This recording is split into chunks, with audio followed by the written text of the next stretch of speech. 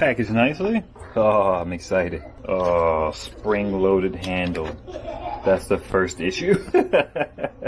I'd much rather a static handle.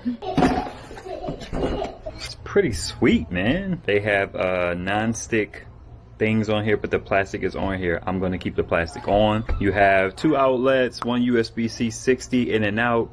You got a quick charge, 2 normal USB, and then you have 5.5 or 5521 millimeter ports. This is the input. These are 3 outputs. It's basically the same as the Bowden's. You hold the button to power it on, and then you press it again to turn AC on. And I imagine that this is for the light. It's an orange light, or what do they call it? As much as I'm into flashlights, I should know this. One is daylight, and then the other is natural light. I'm not a big fan of that, but I'm not a fan either. I just get all cool white lights instead of natural light. That's what it's called. Cool white, and then this is natural light. Oh, I love that it's just one button to turn on and off. That's dope. Then you hold it for that. I love that, because how many times do you want to cycle through SOS? It's like, who cares? Just turn the light on. This is good. 12 volt charger to 5521. It feels a little tiny in the gauge, a little loose. USB-C. I love a good free USB-C cable. Power adapter, which I'm sure is going to charge at 45 watts. 5521 to cigarette lighter.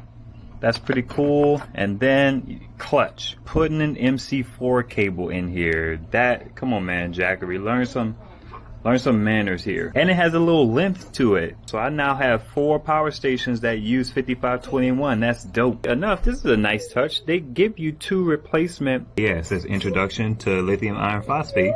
One thing that I found myself very impressed with, this screen is still on. Now, it did burn through some of the power. I didn't charge anything with it. There's a low power mode, which means there is a power mode that is not low power.